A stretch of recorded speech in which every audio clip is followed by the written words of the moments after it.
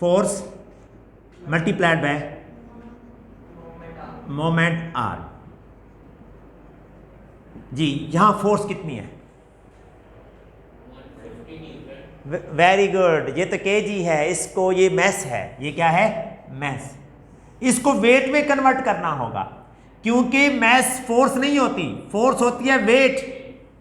कैसे कन्वर्ट करेंगे? वेट का क्या फार्मूला होता है? mg। यहां मैस कितना है बेटा? 150। g की वैल्यू कितनी होती है? 10। जब मैं इनको मल्टीप्लाई करूंगा तो कितना बनेगा? 1500। क्या बनेगा? 1500 न्यूटन। ये फोर्स बनी है। क्लियर? इसको आप फोर्स के तौर पे नहीं ले सकते। तो फोर्स कितनी है? बोले 1500 न्यूटन। और मोमेंट आर्म कितना है? पीवट से डिस्टेंस कितना है इसका? 1 मीटर। ये देख लें, यहां से लेकर यहां तक 1 मीटर है। 1। तो ये कितना हो गया इसका मोमेंट? 1500 Newton metre. अगर तो ये दूसरे के मोमेंट के बराबर हो गया इसके, तो बैलेंस हो जाएगा। इसके क्या निकालेंगे? क्या है? मैस। इसका वेट कैसे निकालेंगे? mg। कितना वेट बनेगा बेटा? 50 मल्टीप्लाई बाय 10, 500 न्यूटन। तो इसका जब मैं निकालूंगा मोमेंट ऑफ फोर्स, तो फोर्स को किससे मल्टीप्लाई करूंगा? मोमेंट आर्म से। जहां पे फोर्स कितनी है? 500 न्यूटन। लो भाई 500 न्यूटन। मोमेंट आर्म कितना है? 3 मीटर। कितना बन गया मोमेंट? क्या दोनों बराबर हैं?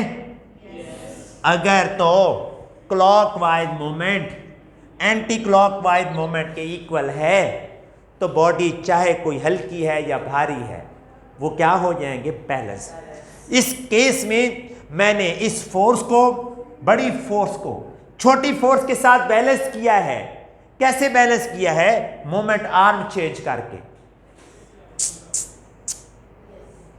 सो what is principle of moments?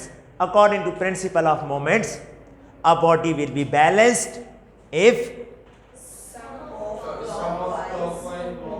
are equal to sum of anti-clockwise moments.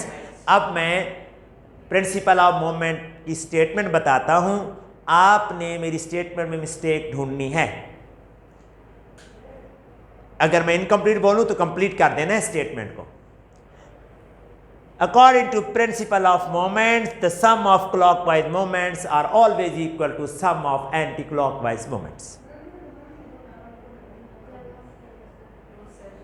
The body will then be balanced. Yes, the body will then be balanced. Basically, principle of moments हमें 2 different bodies की balance होने की condition बताता है। तो हमें ये word लेने चाहिए कि if the sum of clockwise moments is equal to sum of counterclockwise moments or anticlockwise moments, then the body will be balanced. Note it. Clear? So, आज के टॉपिक ऑफ डिस्कशन में हमने क्या क्या सीखा? हमने टर्निंग इफेक्ट की definition पढ़ी और टर्निंग इफेक्ट की टाइप्स पढ़ी और हमने प्रिंसिपल ऑफ मोमेंट पढ़ा। अब हम देखते हैं इससे रिलेटेड क्वेश्चन। जी, ये सॉल्व करना है आपने। This will be your home assignment. Okay, I will WhatsApp you. Thank you very much. Have a nice day. Thank you.